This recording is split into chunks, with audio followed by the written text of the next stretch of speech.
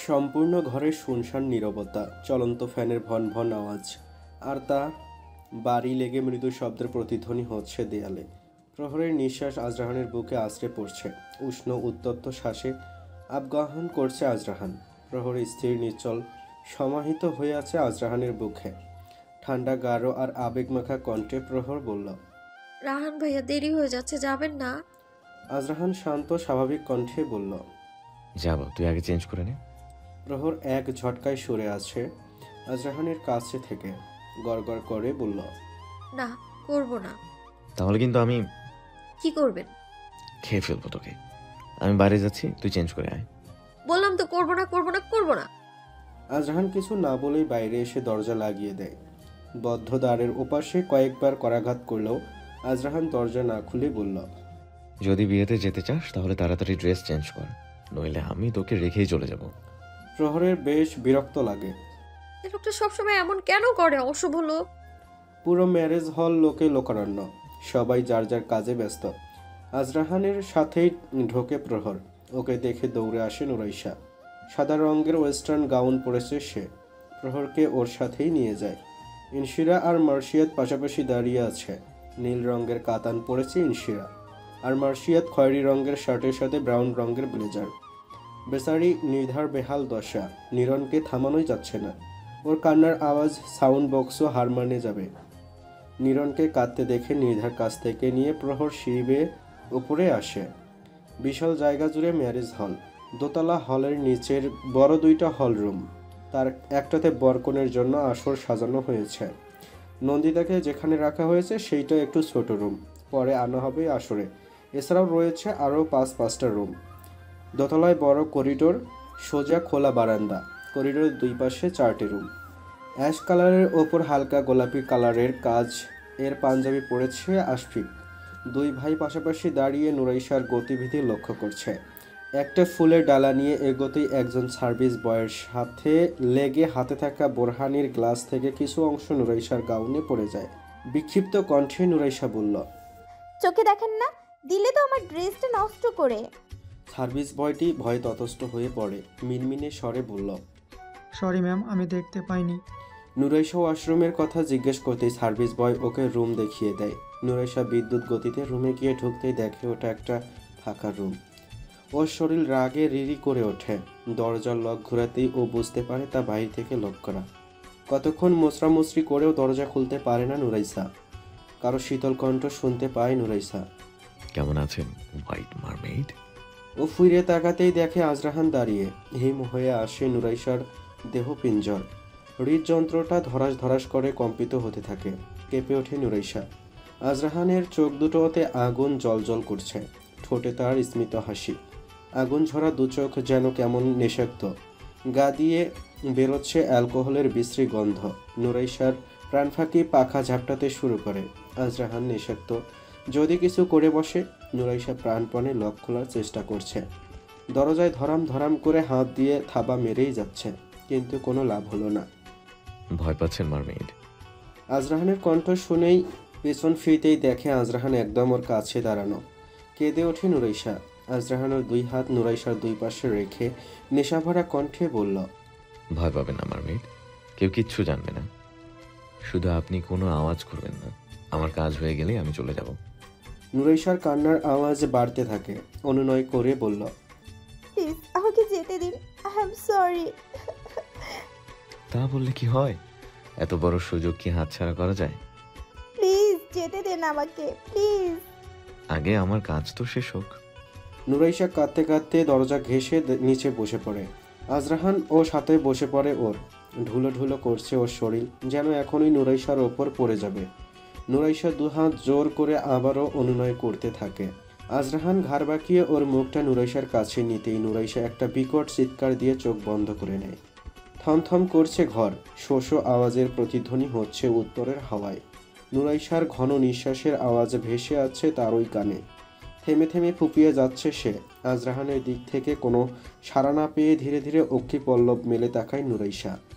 কান্নার ফলে চোখ দুটো লাল হয়ে আছে। নুরাইশা দেখল সামনে আজরাহান পা ভাঁজ করে চিবুকে হাত দিয়ে ওর দিকে ড্যাব ড্যাব করে তাকিয়ে আছে। ওকে দেখে আজরাহান স্মিত হাসে, নরম কণ্ঠে বলল, ভয় পেয়েছেন মারমেড?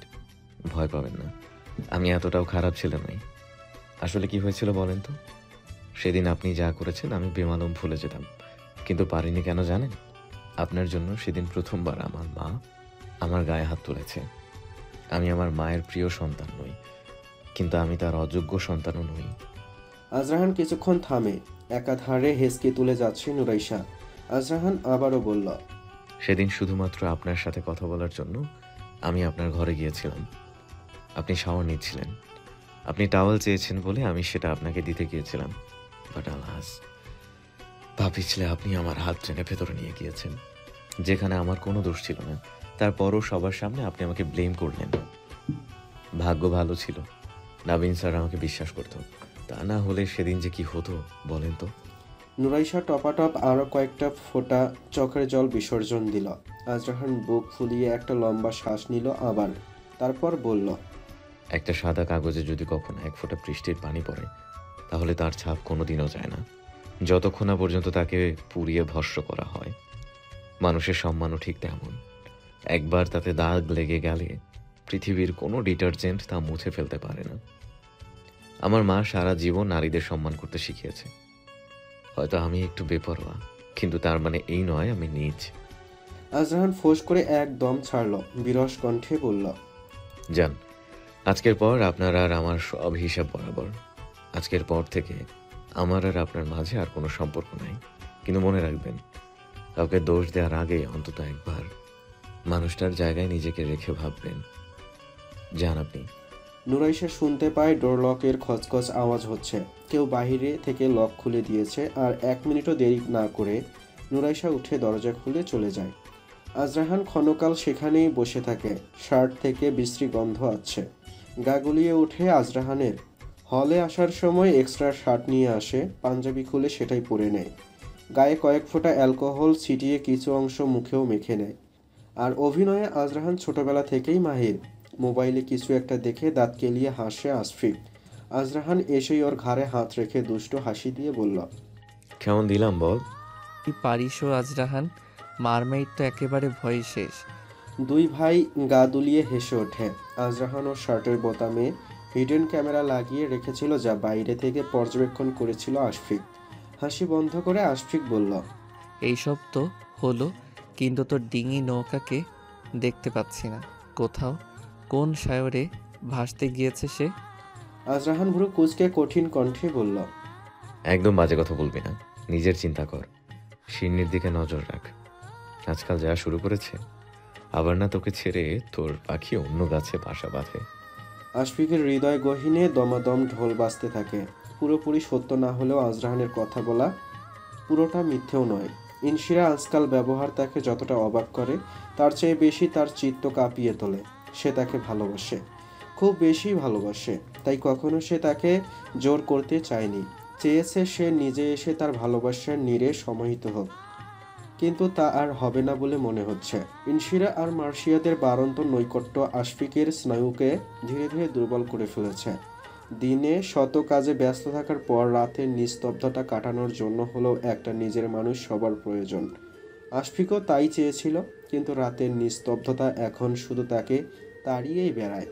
উপহাস করে বলে, রাতের মায়া, কালো ছায়া, আধারের ডুবোডুবি, অন্ধকার মারিয়ে আলো, দেখবে কি সূর্যের খনি। দোতলার করিডোরের একপাশে বিশাল থাই গ্লাসের জানালা, ফুরফুরে বাতাস। সেখানে একটা বেঞ্চিতে বসে আছে ইনশিরা আর প্রহর। ইনশিরা বলল, একটা প্রশ্ন করি তোমাকে, হুম। জানকে তোমার কেমন লাগে? জানবে এত খুব ভালো। শুধু ভালো, আর কিছু না? প্রহর ভাবুক দৃষ্টিতে তাকায় ইনশিরা এর দিকে। প্রহর ফিক করে হেসে বলল, অনেক বেশি ভালো। জান ভাইয়াকে যে মেয়ে বিয়ে করবে সে তো লাকি। ইনশিরার মুখ ফসকে তড়িৎ গতিতে বেরিয়ে আসে। তাহলে তুমি তাকে বিয়ে করো। ইনশিরার কথায় চুপসে যায় প্রহরের মুখ। চোখের কোণ ক্ষীণ করে আশার হয়ে তাকিয়ে থাকে। ইনশিরা উদ্বিগ্ন হয়ে আবারও বলল, কথা বলছো না কেন প্রহর? বিয়ে করবে জানকে? প্রহর নির্বিকারভাবেই তাকিয়ে আছে। এক সময় হয়তো সে এমনটাই চেয়েছিল, কিন্তু আজ তা নয়। প্রহর এই বাড়িতে আসার পর টানা 6 মাস যাতায়াত ছিল মার্শিয়াদের এই বাড়িতে। মিশেছিল প্রহরের সাথে। ওর সব ভাবনা জুড়ে তখন ছিল মার্শিয়াত। মার্শিয়াত প্রহরকে তার বিক্ষিপ্ত অতীত ভুলিয়ে বর্তমান নিয়ে বাঁচার আশা জুগিয়েছে। অতীত ভুলে যাওয়া সহজ নয়। আমাদের জীবনের সবচেয়ে গুরুত্বপূর্ণ অধ্যায় অতীত। কারো অতীত সুখকর হয়, কারো দুঃখদায়ক। অতীতকে পিছনে ফেলেই সামনে এগিয়ে যেতে হয়। তবে একা সম্ভব হয় না, কেউ একজন পাশে থাকা চাই, যে হাতে হাত রেখে পায়ে পা মিলিয়ে আমাদের সামনে এগিয়ে নিবে। মার্শিয়াত সেই একজন হয়ে এসেছিল প্রহরের জীবনে। প্রহরের কিশোর মনে এক ভালো লাগা তৈরি হয়েছিল, কিন্তু তা ভালোবাসার রূপ নেওয়ার আগেই মার্শিয়াত কোনো একটা কাজে আমেরিকা চলে যায়। প্রহর আবার একা হয়ে যায়। তার অতীত তাকে আবারও জাপটে ধরে, আর তখন তার একমাত্র সাথী হয়ে আসে আজরাহান। আজরাহানের ভালো লাগাই ওর মনে ভালোবাসার অঙ্কুরোদ গমন করে। নিশ্চলভাবে আজরাহান তার জায়গা করে নেয় প্রহরের হৃদয়ে, যা আজ শক্ত ঘাঁটি গেড়েছে তার মনে। কিন্তু দুজনই দুই জায়গা থেকে তার মনে স্বতন্ত্র। সে দুজনকে কখনো কারোর সাথে তুলনা করতে পারে না। আজরাহানের ভালোবাসার কাছে সে সবসময় হার মানে। তার কিশোরী মনে আজরাহানের করা পাগলামো এক অদ্ভুত ভালো লাগার আরেক নাম। শিনি, আজরাহানের কঠিন কণ্ঠে সম্বিত ফিরে পায় প্রহর। ওকে দেখেই দুজন দাঁড়িয়ে পড়ে। আজরাহান আবারও জ্বলন্ত কণ্ঠে বলল, সমস্যা কি তোমার? ইনশিরাও তীক্ষ্ণ কণ্ঠে বলল, এখানে কেন এসেছো তুমি? মেয়েদের মধ্যে ঠাসাঠুসি না করলে তোমার ভালো লাগে না? একদম চুপ, একটা কথাও বলবে না। আর এত কাহিনী কিসের তোমার? আজ যদি ভাইয়ার বিয়ে না হতো তাহলে তোমাকে আমি কি করতে তুমি? ধাক্কা মেরে বের করে দিতাম। My foot! কে আসতে চেয়েছে তোমার ভাইয়ের বিয়েতে? শুধুমাত্র মার্শিয়াত বলেছে বলেই এসেছি। তাহলে গিয়ে ওর গলায় ঝুলে পড়ো না। ওর চেলামি করছো কেন? You rascal! শিরা, মার্শিয়া দেশেই খপ করে ইনশিরার হাত ধরে টেনে নিয়ে যায়। আজরাহান ভ্রু কুঁচকে তাকায় প্রহরের দিকে। উৎসুক দৃষ্টিতে তাকিয়ে আছে প্রহর। আজরাহান দাঁতে দাঁত নিষ্পেষণ করে বলল, কি করছিলে এখানে? আর ওই ফালতু মেয়ের কাছে কেন এসেছিলি? আপনি কেন এসেছেন? আর অসভ্যের মতো কথা বলেন কেন মেয়েদের সাথে? আজরাহান ওকে টান দিয়ে বুকের মধ্যে নিয়ে নেয়। এত প্যাচ প্যাচ করিস কেন রে? ছাড়েন আমায়। ছাড়বো না, বউ আমার রাগ করেছে। ইস, কে আপনার বউ? কেন? তুই আমার বাচ্চা বউ। বলেই টুপ করে একটা চুমু খেয়ে নেয় প্রহরের ঠোঁটে। প্রহর কিঞ্চিত রাগ দেখিয়ে বলল, আপনি দিন দিন অসভ্য হয়ে যাচ্ছেন। কোথায় কি করতে হয় কিছু খেয়াল রাখেন না। ছাড়েন আমায়। সব এত মিষ্টি কেন বলতো? মধু টুধু মাখাস নাকি? আজরাহান, কুহিলিকার শীতল আওয়াজে হিম হয়ে ওঠে আজরাহানের শরীর। প্রহরকে ছেড়ে সোজা হয়ে দাঁড়ায়। কুহিলিকা কয়েক পা এগিয়ে এসে বলল, কি করছো এখন তুমি? আজরাহান থতমত খেয়ে যায়। আমতা আমতা করে বলল, কিছু না। কুহিলিকা স্বাভাবিক কণ্ঠে বললেন, তোমার ভাইয়ের আজ বিয়ে, কোথায় তাকে সময় দিবে তা না করে বাউন্ডুলের মতো ঘুরে বেড়াচ্ছ কেন? সরি মা, যাচ্ছি। আর প্রহর, তুই নন্দিতার কাছে যা। মেয়েটা অনেকক্ষণ ধরে একা বসে আছে। আচ্ছা ছোট মা। কি শুরু করলে এসব তুমি? যা করেছি বেশ করেছি। ওই ছেলে কখনোই প্রহরকে ডিজার্ভ করে না। কে কাকে ডিজার্ভ করলো তাতে আমার কিছুই যায় আসে না। এই নিয়ে আর কোনো কথা হবে না। কেন হবে না? কেন তুমি তাকে জিতে দিলে? তোমাকে আমি কি করে বুঝাই শিরা? আই ডোন্ট লাভ হার। অস্বীকার করতে পারবে প্রহরী সেই মেয়ে নয় যাকে জীবনে তোমার প্রথম ভালো লেগেছে? মার্শিয়াত সুপ্ত কণ্ঠে বলল, করছি না, কিন্তু তুমি যেমনটা ভাবছো তা নয়। তার প্রয়োজন নেই আমার। আমার তোমাকে প্রয়োজন। আমি চাই আমার পুরো পরিবার আমার সাথে থাকুক। প্রহর কি তোমার পরিবারের কেউ নয়? না। I don't believe this. কথা শেষ করেই হনহন করে পা বাড়ায় ইনশিরা। মার্শিয়াদ ওকে বার কয়েক ডাকলেও ওর কর্ণকুহর হয় না। দরজা খুলে ভেতরে আসতেই নন্দিতাকে দেখে মিষ্টি হাসে প্রহর। হাসি হাসি কণ্ঠে বলে, বাহ ভাবি, তোমাকে তো খুব সুন্দর লাগছে। বড় ভাইয়া তো আজ তোমাকে দেখেই শেষ। হয়েছে, আর পাকা পাকা কথা বলতে হবে না। কোথায় ছিলে তুমি? তুমি আমাকে তুমি করে কেন বলছো? নুরাইসা আপুকে যেমন বলো তেমন বলবে। ওকে লিটল প্রিন্সেস। নুরাইশা আসে এক আকাশ ঘন মেঘ নিয়ে। চোখ দুটো কেমন লালচে, মুখটাও রংহীন। প্রহর হাত ধরে জিজ্ঞাসু কণ্ঠে বলল, কি হয়েছে নুরাইসা আপু? কিছু না, তুই যা। সানায়া হালকা হেসে ওকে শুনিয়ে বলল, আরে বুঝলি না, আর বোনের এত হ্যান্ডসাম ছেলের সাথে বিয়ে হয়ে যাচ্ছে, কিন্তু বেচারি এখনো একটা বয়ফ্রেন্ড জুটাতে পারলো না। সানায়া নিজের হাতটা কপালে উল্টো করে ধরে ব্যঙ্গাত্মক ভাবে বলল, হাই মেরি ফুটি কিসমত। নুরাইশা কোনো প্রতিক্রিয়া করলো না। আজরাহানের সাথে হওয়া ঘটনার রেশ সে এখনও কাটিয়ে উঠতে পারেনি। মোবাইলের মেসেজ টিউন বাজতেই হুড়হুড়িয়ে বের করে নুরাইশা। ছাদের বাউন্ডারির দেয়ালে হাত দিয়ে দাঁড়িয়ে আছে মার্শিয়াদ। নুরাইশা এসেই ওকে পিছন থেকে জড়িয়ে ধরে। মার্শিয়াদ ওর হাত সরিয়ে ঘুরে দাঁড়ায়। ভেজা চোখ মুখ দেখে বলল, বোন খারাপ মিষ্টি? নুরাইশা ফুপিয়ে ওঠে, আর্দ্র কণ্ঠে বলল, জানেন আজরাহান কি করেছে? হুম, আমি জানতে চাই না। জানেন ওই লোকটা কত অসভ্য আমার সাথে। শ্শ্, চুপ, আমি শুনতে চাই না সেসব, ভুলে যান। যা হয়েছে দোষ আপনারও ছিল, কিন্তু এখন এসব মনে করে লাভ নেই, তাই ভুলে যাওয়াই শ্রেয়। নুরাইশা মার্শিয়াদের বুকে ঝাঁপিয়ে পড়ে, আধো আধো কণ্ঠে বলে, আপনি খুব ভালো, একদম আমার বাবার মতো। মার্শিয়াদ হালকা শব্দ করে হেসে বলল, আমাকে বুড়ো বানিয়ে দিলেন। সরেন, আপনি কেন বুড়ো হতে যাবেন? সরেন শব্দটা শুনতেই মার্শিয়াদ মুচকি হাসে আর বলে, একটা কথা বলবো? বলেন। আজকের পর আর কখনো আপনি আজরাহানের আশপাশে যাবেন না। নুরাইশা মার্শিয়াদের বুক থেকে হালকা মাথা উঠিয়ে বলল, কেন? মার্শিয়াদ থমথমে গলায় বলল, আমি বলেছি তাই। কেন আমাকে আপনার পছন্দ নয়? নুরাইশা একগাল হেসে আবার মার্শিয়াদের বুকে আশ্রে পড়ে, শান্ত কণ্ঠে বলে, ইউ আর দ্য বেস্ট। মার্শিয়াদ আলতো করে দুহাত দিয়ে জড়িয়ে ধরে নুরাইশাকে। এক অদ্ভুত শিশির অনুভূতি হচ্ছে তার। মনে মনে বলল, আপনি আমার শূন্যতার ঘরে পূর্ণতা হয়ে এসেছেন। জানি না আপনাকে আপনার মতো করে ভালোবাসতে পারবো কিনা, কিন্তু কথা দিচ্ছি আপনাকে আমি আমার হৃদয়ের রানী করে রাখবো। বিয়ে পড়ানো শেষ। বিকেলের সূর্য তার উজ্জ্বল রোশনির পাট চুকিয়েছে। কমলা আভায় সজ্জিত নীলাম্বরী।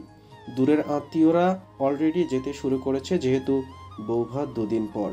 নীরনকে কোলে নিয়ে অনেকটা সময় কাটিয়েছে প্রহর। ঘুমিয়ে গিয়েছে নীরন। ওকে নির্ধার কাছে দিয়ে আসে। মাথার খোপার সাথে ওড়না আটকে যায় প্রহরের। দুহাত দিয়ে ছড়ানোর চেষ্টা করছে। সামনে মার্শিয়াদকে দাঁড়ানো দেখে প্রহর ওর কাছে গিয়ে দাঁড়ায় আর বলে, জান ভাই একটু আমার চুলটা খুলে দিন না। মার্শিয়াদ হালকা হেসে ওর খোপায় হাত দেয়। খোপায় লাগানো ক্লিপের সাথে ওড়নার সুতো পেঁচিয়ে যায়, সেটাই খুলে দেয়। দূর থেকেই দেখে আক্রোশে ফেটে পড়ে আজরাহান। তস্ত্র পায়ে এসে প্রহরের হাত ধরে ওকে নিয়ে যায়। নিচতলায় কর্নারে খালি জায়গা, সেখানে নিয়ে প্রহরকে চেপে ধরে দেয়ালের সাথে। কোষানলে জ্বলন্ত আজরাহান বজ্র কণ্ঠে বলল, কি সমস্যা তোর? এতবার বলি কানে যায় না কেন? কেন যাস বারবার ওর কাছে? প্রহর সিক্ত কণ্ঠে বলল, রাহান ভাইয়া কি পাগলামো করছেন, ছাড়েন আমায়। আজরাহানের অগ্নি চোখ দেখে শুকনো ঢোক গেলে প্রহর। গলা শুকিয়ে কাঠ হয়ে যায়। দমদম করতে থাকে ওর হৃৎপিণ্ড। ঘন ঘন নিঃশ্বাস পড়তে থাকে। আজরাহান আবারও তেতে উঠে বলল, তোকে অন্য কারোর সাথে দেখলে আমার মস্তিষ্ক কাজ করা বন্ধ করে দেয়। আমি পারি না নিজেকে কন্ট্রোল করতে। তাহলে কেন যাস তুই বারবার? আজরাহান গলার স্বর আবারও বাড়িয়ে দেয়। প্রহর বিবশ হয়ে যায়। না কিছু বলার শক্তি পাচ্ছে, না একটু নড়ার। আজরাহান তার গায়ের সমস্ত শক্তি দিয়ে চেপে ধরেছে প্রহরকে। দাঁতে দাঁত চেপে বড় নিঃশ্বাস ফেলতে থাকে। কর্কশ কণ্ঠে বলল, কেন যাস তুই মার্শিয়াদের কাছে? তোর সর্বাঙ্গে শুধু আমার অধিকার, সেখানে অন্য কারো অস্তিত্ব আমি কখনো হতে দিব না। প্রহর অস্ফুট স্বরে কিছু বলতে গেলেই আজরাহান প্রহরের নিচের ঠোঁটে একটা সজোরে কামড় বসিয়ে দেয়। কোনো প্রকার প্রতিক্রিয়া করার সময় প্রহর পায়নি। ঠোঁট কেটে বেরিয়ে আসে রক্ত। কোনো রকম আওয়াজ নয়। আজরাহানের হিংস্রতায় ওর চোখ দুটো বেয়ে গড়িয়ে নদীর উপসে পড়া ঢেউয়ের জল। আজরাহান হিসিয়ে বলল, কষ্ট হচ্ছে? আমারও হয়। তোকে যখন মার্শিয়াদের সাথে দেখি তখন আমার এই বুকটা শূন্য হয়ে যায়। আমাকে ছাড়া অন্য কারো কথা যদি স্বপ্নেও ভাবিস, তাহলে আমি তোকে ছাড়বো না। মেরে ফেলবো তোকে। ঠিক যতটা কষ্ট দিয়ে তোকে শেষ করব, তার চেয়ে 10 গুণ কষ্ট দিয়ে নিজেকে শেষ করে ফেলবো। তুই আমার, শুধুমাত্র আমারই থাকবি, এই জীবনে আর আগামী 7 জন্মেও। আমি ছাড়া তুই অন্য কারো হতে পারবি না। আজরাহান ওকে ছেড়ে যেতেই প্রহর নিচে বসে পড়ে। ডুকরে কেঁদে ওঠে প্রহর। ঠোঁটে তার প্রচন্ড যন্ত্রণা হচ্ছে। এক শান্ত স্নিগ্ধ পুরুষালী কণ্ঠ বলে, ঠোঁটটা মুছে নিন রেড চিলি। মার্শিয়াদ একটা রুমাল এগিয়ে দেয় প্রহরের দিকে। অশ্রু সজ্জল চোখে মাথা তুলে তাকায় প্রহর। কম্পনরত হাতে মার্শিয়াদের হাত থেকে রুমাল নেয় প্রহর। মার্শিয়াদ ওর পাশেই বসে। সামনের দেয়ালে ওকে স্থাপন করে বলল, পৃথিবীতে 2 ধরনের মানুষ ভালোবাসে। 1, কেউ ভালোবেসে মরতে পারে। 2, কেউ ভালোবেসে মারতে পারে। আপনার রাহান ভাইয়া কোন ক্যাটাগরি বলুন তো? প্রহর আর্দ্র চোখে উৎসুক হয়ে তাকায় মার্শিয়াদের দিকে। মার্শিয়াদ বলল। আপনার রাহান ভাইয়া ভালোবেসে মরতে যান। প্রহর জড়ানো কণ্ঠে বলল। রাহান ভাইয়া আমাকেও মেরে ফেলবে? না, আপনার রাহান ভাইয়া কখনো আপনাকে মারতে পারবে না। ভালোবাসার মানুষকে কেউ মারতে পারে না। এই যে আপনাকে কষ্ট দিল কেন জানেন? কারণ এর চেয়ে বেশি কষ্টে আছে সে। আপনাকে শুধু উপলব্ধি করতে চেয়েছে তার হৃদয়ে জ্বলা আগুন কতটা তাকে দগ্ধ করছে। প্রহর চোখ নামিয়ে নির্বিকার হয়ে বসে থাকে। মার্শিয়াদ হালকা নিচু হয়ে ওর মুখের দিকে তাকিয়ে বলল। খুব বেশি ব্যথা পেয়েছেন? আপনাকে দিয়ে দেখাবে। মার্শিয়াদ ওর ব্লেজারের হাতাটা কিঞ্চিত ওপরের দিকে টেনে বলল। দিন তাহলে, তাতে যদি আপনার ব্যথা একটু কমে। আশফিকের পাশে বসেই ফোঁস করছে আজরাহান। রাগে মাথা ফেটে যাচ্ছে। আশফিক বলল। কি পাগলামো শুরু করেছিস এইসব? জানি না, আমি জানি না কিছু। ওকে আমি এত সহজে ছাড়বো না। তাই বলে ভালোবাসা জোর করে পাওয়া যায় না কিন্ডারগার্টেন। মার্শিয়াদের কথায় ফুসলে ওঠে আজরাহান। ওর পাশেই গেড়ে বসে মার্শিয়াদ। আজরাহান বিরক্ত ও রাগ মিশ্রিত কণ্ঠে বলল। তুই এখানে কেন এসেছিস? যা এখান থেকে। এত রাগ ভালো না। কুল ম্যান। মার্শিয়াদের হাতের দিকে নজর যায় আশফিকের। বলে। তোর হাতে কি হয়েছে? মার্শিয়াদ হাতাটা টেনে স্বাভাবিক করে বলল। কিছু না। আশফিক সন্দিহান কণ্ঠে বলল। মনে হলো কামড়ের দাগ। কিসের কামড়ের কথা চলছে? শিহরণের করা প্রশ্নে মৃদু হাসে মার্শিয়াদ। হাসি হাসি কণ্ঠে বলে। কামড়ের প্র্যাকটিস চলছে, বিয়ের পর কাজে লাগবে রে ভাই। বিয়ের আগেই কামড়াকামড়ি শুরু করে দিলি? তোদের কাছে তো কোনো বাবাই মেয়ে দিবে না। মার্শিয়াদ খিলখিলিয়ে হেসে বলল। আরে দেওয়ার কি দরকার, সব ঠিক করা আছে। হাস্যোজ্জ্বল মুখে সেখানে এসে দাঁড়ায় নিধা আর বলে। জান ভাইয়া, তা বিয়েটা কবে করছেন? ওয়েট ভাবি, টোপ ফেলেছি, এখন গিলেই হলো। মার্শিয়াদের কথা শেষ হতেই নিধা শিহরণ হাহা করে হেসে ওঠে। আশফিক আর আজরাহান একে অন্যের দিকে তাকায়। আজরাহান চোখ মুখ কুঁচকে উঠে দাঁড়ায় আর দীপ্ত কণ্ঠে বলে। শালার সবগুলো না যায় ওলাদ। আজরাহানের আবাল কথায় আরেক দফা হেসে ওঠে সবাই। বিপত্তি বাঁধল মাইক্রোফোনে বলা ইনশিরার বিদ্রূপ করার অভিপ্রায়ে বলা আজরাহানকে গান গাওয়ার জন্য অনুরোধ করায়। আজরাহানের গা রিরি করে ওঠে। এমনিতেই সবকিছু অসহ্য লাগছে তার কাছে, কিন্তু সে হেরে যাওয়ার পাত্র নয়, তাই বাধ্য হয়ে গান গাইতে যায়। মাইক্রোফোন হাতে নিতেই দেখে কিছুটা দূরে ভিড়ের মধ্যেই প্রহর দাঁড়িয়ে আছে। নির্লিপ্ত দৃষ্টি তার ঠোঁটে রুমাল চেপে রেখেছে। আজরাহানের বুকে চিনচিনে ব্যথা হয়। অনেক কষ্ট দিয়ে ফেলেছে সে তার ডিঙ্গি নৌকাকে। নিজেকে অপরাধী মনে হচ্ছে। কণ্ঠ স্বাভাবিক করে গান শুরু করে আজরাহান। তার অক্ষিযুগল নিবদ্ধ তার ডিঙ্গি নৌকার চোখে। আমারে দিয়ে দিলাম তোমারে, তুমি কি দিবা তোমার আমারে? বিয়ের আনুষ্ঠানিকতা শেষ, বাসায় ফিরে এসেছে সবাই। বারোর ঘর ছুঁয়েছে ঘড়ির ঘন্টার কাঁটা। টিকটিক করে সময় চলছে তার আপন গতিতে। জীবন বড়ই অদ্ভুত, মিনিটে বদলে যেতে পারে তার চলার পথ। নারী জীবন বৈচিত্র্যতায় ভরপুর।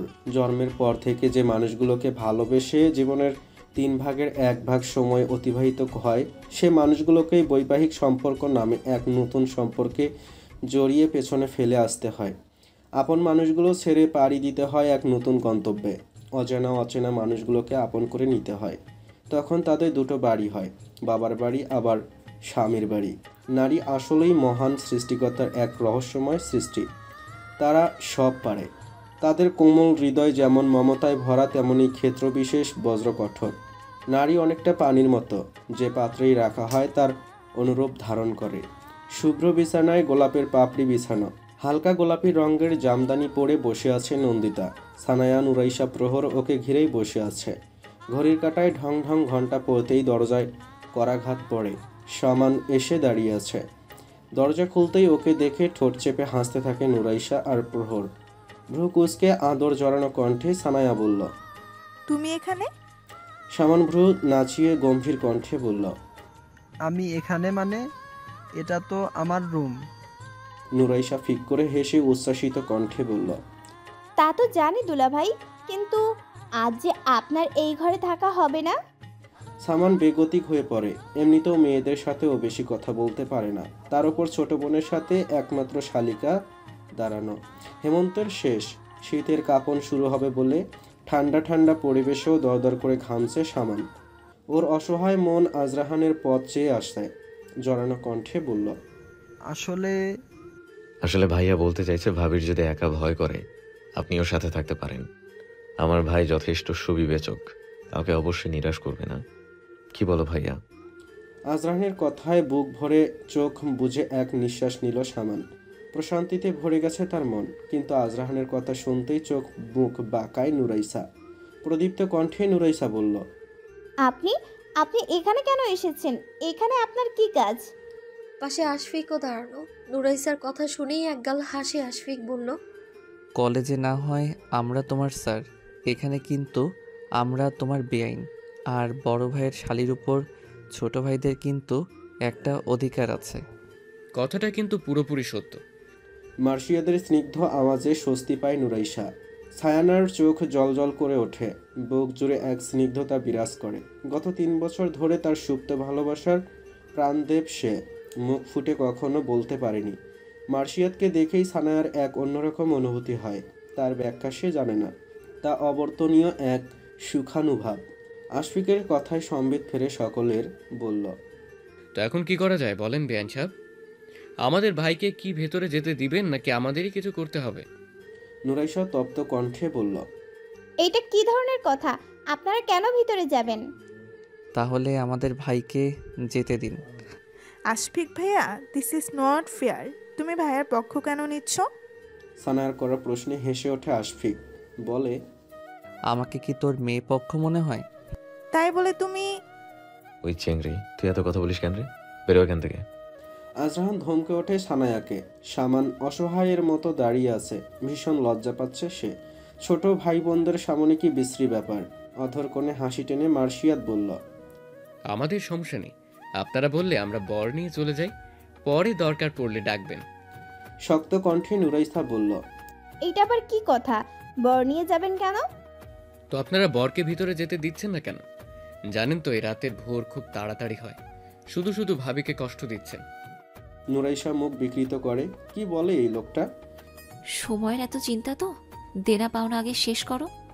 ইনশিরার ফিকে আওয়াজে আজরাহান ভ্রু কুচকে বলল, তোর এসব শিরনির প্ল্যান? মোটেও না, এই সব ফর্মালিটিস। বাহ, তোমার তো ভালো অভিজ্ঞতা। ইনশিরা চোখের কোণ ক্ষীণ করে তাকায়। মুখে তার গম্ভীর ভাব। আজরাহানের দিকে কথ দৃষ্টি রেখে বলল, তোমার তো আরো বেশি থাকা উচিত। আজরাহান অধর বাঁকিয়ে বলল, তা দেনা পাওনাটা কিসের শুনি? এই আমাদের আপুকে আজকের জন্য ভাইয়াকে দিব, তার জন্য। ঘরের শত্রু বিভীষণ, ভাবি নাকি শিরনির আপু? ভাই তোরা কোথায় আছিস? আমারে ধর ভাই। ভাই আমাদের, ভাবি আমাদের, ঘর আমাদের, বিছানা আমাদের, সবই যখন আমাদের, দেনা পাওনা আবার কিসের? 5 লক্ষ টাকা কাবিন করে ভাবি কিনেছি, ফ্রিতে তো না। তো এখন টাকা না দিলে ভিতরে যেতে দেওয়া হবে না?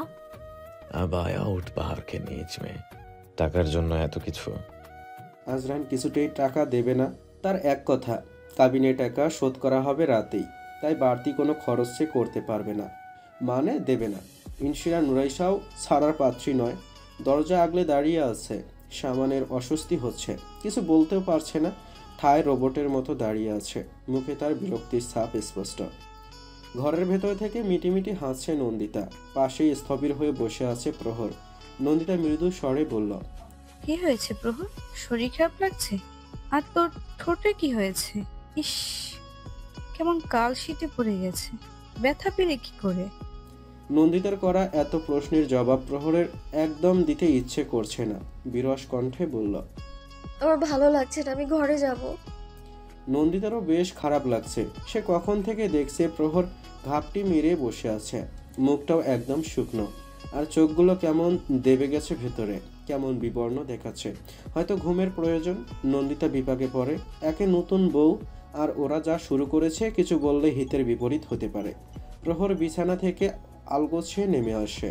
দরজার সামনে গিয়ে নরম কণ্ঠে বলল, সানা আপু, আমি ঘরে যাব। সবার কথার স্বর এক নিমিষেই স্তব্ধ। চোখ নিবদ্ধ করে প্রহরের দিকে। কেউ কিছু না জানলেও মার্শিয়াদ জানে প্রহরের এই অস্বাভাবিকতার কারণ কি। আজরাহানের চোখ পড়তেই চোখ সরায় প্রহর। আজরাহান ছোট্ট করে দম ছাড়ে। পকেটে হাত দিয়ে টাকা বের করে তা নুরাইসার হাতের তালুতে গুজে দেয়। দরজা থেকে সরে দাঁড়ায় ওরা। প্রহর বেরিয়ে আসতেই সামান ভেতরে গিয়ে দরজা লাগিয়ে দেয়। হাফ ছেড়ে বাসে সামান। ওকে দেখেই হেসে কুটি কুটি নন্দিতা। এই লোকটা যে এতটা ইনোসেন্ট তা সে বুঝতেই পারেনি। সিঁড়ি দিয়ে নেমে আসে প্রহর। আজরাহান আসতে গেলে নুরাইশা আর সানায়া আবার ওকে ধরে। যেই টাকা আজরাহান ওদের দিয়েছে তার উপর 2000 টাকার নোট হলেও বাকিগুলো সাদা কাগজ। বাঘ বিতণ্ডতা শুরু হয় আবারও। প্রহরের পিছু পিছু আসে মার্শিয়াদ। শান্ত কণ্ঠে বলল, রেড চিলি। মার্শিয়াদ ওকে একটা মেডিসিন দিয়ে হালকা কণ্ঠে বলল, এটা খেয়ে নিন, ব্যথা কমে যাবে। প্রহর স্বাভাবিক কণ্ঠে বলল, লাগবে না। ততক্ষণে আজরাহান ওদের সামনে এসে দাঁড়ায়। ওকে দেখেই প্রহর নিজের ঘরে চলে যায়। গর্জে ওঠে মার্শিয়াদ। কঠিন কণ্ঠে বলল, তোর সাথে আমার কথা আছে। বাগানের কোণে দাঁড়িয়ে আছে ওরা দুজন। বিশাল থালার মতো আকাশ জুড়ে আজ তারার মেলা। টিপ টিপ করে জ্বলছে তা। তারই মধ্যখানে রূপের পসরা সাজিয়ে বসে আছে চন্দ্ররানী। বিশাল আকাশের এক স্বচ্ছ রানী সে। মার্শিয়াদ রাশভারী কণ্ঠে বলল, এসব কি শুরু করেছিস তুই? আজরাহান চোয়াল শক্ত করে সামনে থাকা তার বন্ধু নামের জীবনের সবচেয়ে বড় শত্রুর দিকে তাকায়। কণ্ঠে কাঠিন্য রেখে বলে, তার জবাব আমি তোকে দিতে বাধ্য নই। তুই বাধ্য, দিতে হবে তোকে।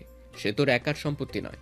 ভালোবাসার মানে এই নয় যে তুই শুধু তার ভোগ দখল করবি, তার রক্ষণাবেক্ষণের দায়িত্ব তোর।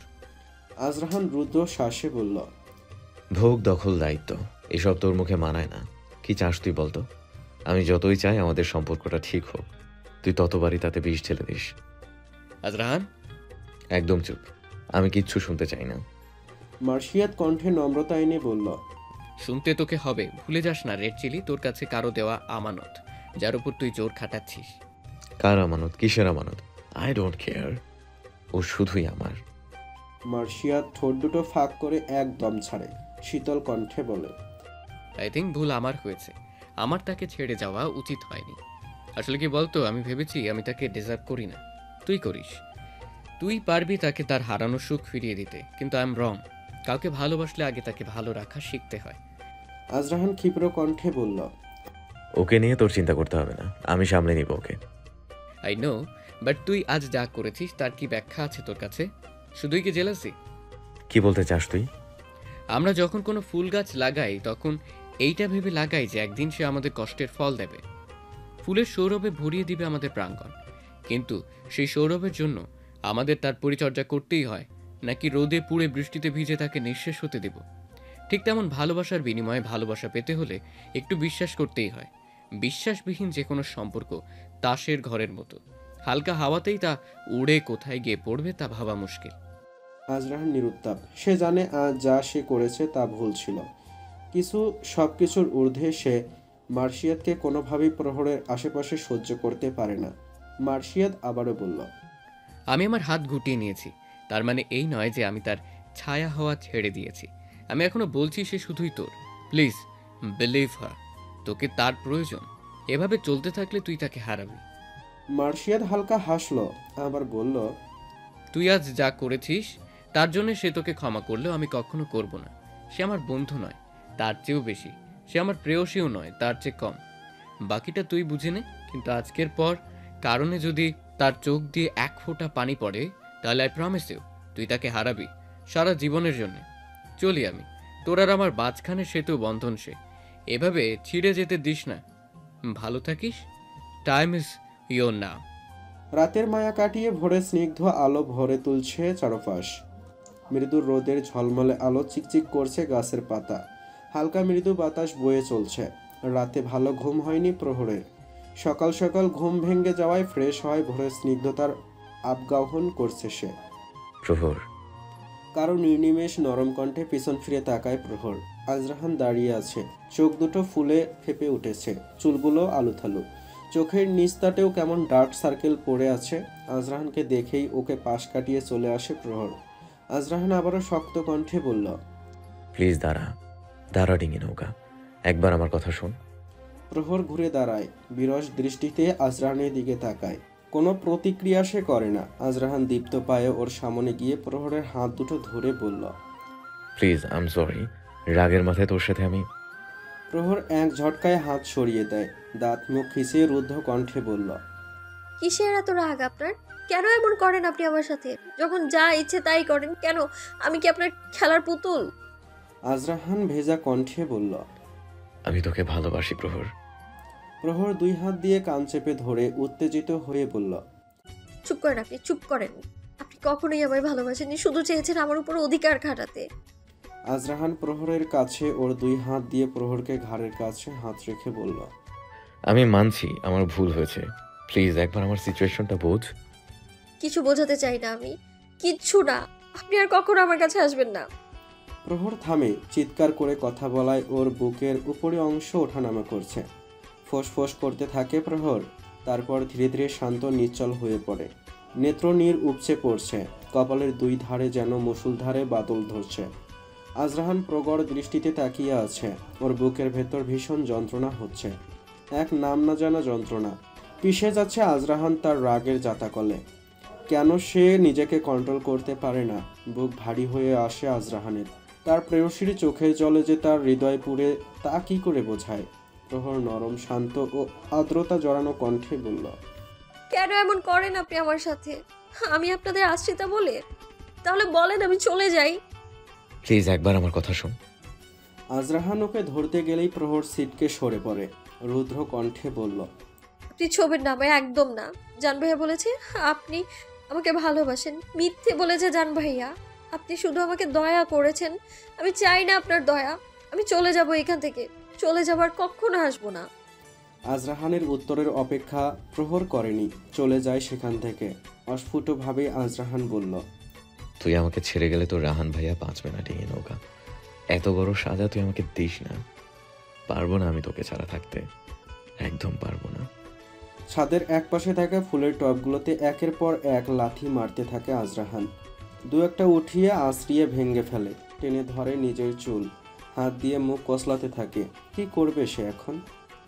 2 দিন ধরে আজরাহান নিজেকে ঘরবন্দি করে রেখেছে।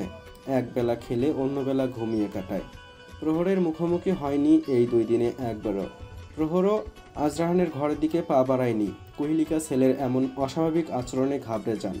তার যেই ছেলে পুরো বাড়ি মাতিয়ে রাখে, আজ সে এত শান্ত। আজরাহানকে জিজ্ঞেস করলে সে জানায় সামনে তার মাস্টার্স ফাইনাল ইয়ারের এক্সাম, তাই নিজেকে সময় দিতে চায়। কুহিলিকা দ্বিরুক্তি করে না। আজরাহান বরাবরই ভালো রেজাল্ট করে। রাতের সবার খাওয়া শেষ। এই 2 দিনে বেশ মানিয়ে নিয়েছে নন্দিতা নিজেকে এই পরিবারের সাথে। কাল ওদের বৌভাত, নানা আয়োজন, তাই সকাল সকাল উঠতে হবে বলে রাত জাগলো না কেউ। আজরাহান আজও খায়নি। কুহিলিকা ছেলের এমন আচরণ শুধু ভাবাচ্ছে না, বরং অসুস্থ করে তুলেছে।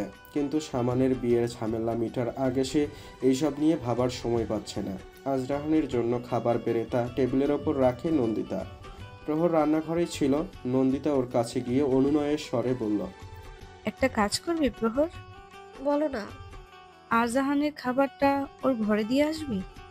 প্রহর বিস্ময় দৃষ্টি নিক্ষেপ করে নন্দিতার দিকে, গাঢ় কণ্ঠে বলে। আমি? হ্যাঁ তুই। তোর ভাইয়া সে কখন থেকে আমাকে ডাকছে। তুই একটু যা না। জানিস তো খাবার না দিয়ে এলে না খেয়ে সারা রাত পড়ে থাকবে আরজাহান। প্রহর নির্বিকার কণ্ঠে বলল। আচ্ছা তুমি যাও, আমি দিয়ে আসছি। নন্দিতা ওর হাতে থাকা প্লেটগুলো নিয়ে বলল। এগুলো আমি দেখছি, তুই যা। প্রহর ভোলা চোখে তাকিয়ে থাকে নন্দিতার দিকে। সেদিন ছাদের ঘটনা সম্পূর্ণ অবলোকন করেছে নন্দিতা। সকালে গোসল সেরেই বাইরে বেরিয়ে আসতে দেখে আজরাহান ওপরে যাচ্ছে। নিচে এসে প্রহরের ঘরের দরজা খোলা পেয়ে ঘরে গিয়ে দেখে প্রহর নেই। ওকে খুঁজতে খুঁজতে ওপরে আসে নন্দিতা। দরজা ঠেলে খাবার নিয়ে ঘরে ঢোকে প্রহর। আজরাহান বিছানায় হেলান দিয়ে পা ছড়িয়ে বসে আছে। প্রহরকে দেখেই অধর কোণে হাসির রেখা টানে আজরাহান। প্রহর নিশ্চলভাবে বলল। আপনার খাবার রেখে যাচ্ছি, খেয়ে নেবেন। আজরাহান উঠে গিয়ে প্রহরকে পিছন থেকে জড়িয়ে ধরে বলল। এখনো রেগে আছিস আমার উপরে? একটুও কমনি রাগ? প্রহর পেটের ওপর থেকে আজরাহানের হাত দুটো সরিয়ে ঘুরে দাঁড়িয়ে আজরাহানের চোখের দিকে তাকিয়ে বলল। খেয়ে নিন, খাবার ঠান্ডা হয়ে যাবে। আগে বল, রাগ কমেছে তোর? প্রহর শান্তভাবে 2বার মাথা ঝাঁকিয়ে হ্যাঁ বোধক সম্মতি দেয় আর বলে। খেয়ে নিন। আজরাহান চট করে বলল। আমার এক্সাম শেষ হলেই মাকে তোর আর আমার বিয়ের কথা বলবো। প্রহর দৃঢ় কণ্ঠে বলল। আমি আপনাকে বিয়ে করব না। আজরাহান হালকা তপ্ত কণ্ঠে বলল। প্রহর, তুই আবার শুরু করলি। সমস্যা কি তোর? সমস্যা আপনি কেন বিয়ে করতে চান আপনি আমাকে শুধু আমার শরীরটার জন্য? আজরাহান ক্ষেপে ওঠে, রুষ্ট কণ্ঠে বলল, এসব কি বলছিস তুই? আমি ঠিকই বলছি, আপনার শুধু আমার শরীরটাই প্রয়োজন।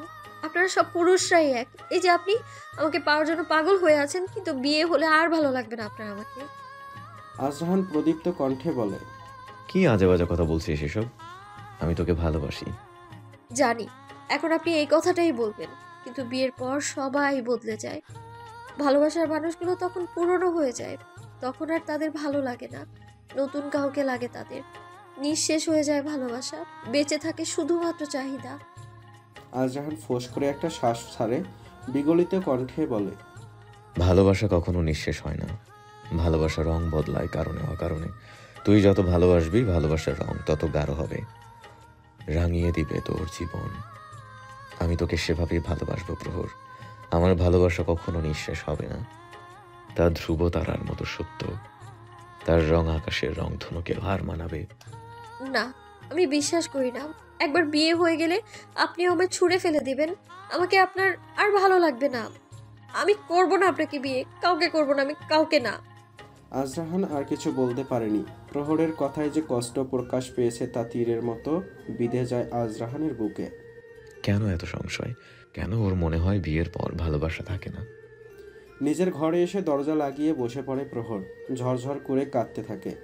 আজরাহানের সামনে যতটা নিজেকে শক্ত করে রেখে কথা বলেছে, বদ্ধ দরজার ভেতর নিজেকে অসহায় পথিক মনে হচ্ছে তার, যে তার জীবনে সব কিছু হারিয়ে ফেলেছে। কাঁদতে কাঁদতে বলে, সবাই বদলে যায়, সবাই। ভালোবাসার রং বদলায় রায়হান ভাইয়া। আমি আপনাকে কখনো বিয়ে করতে পারবো না, কাউকে না। প্রহর নিজের কম্পনরত হাতটি নিজের পেটের ওপর আলতো করে রেখে বলল, আমার মেয়েকে তার বাবা কখনো ভালোবাসবে না। মেয়ে হয়ে জন্মানো পাপ। আমি আর পাপ করতে পারবো না, আর পারবো না।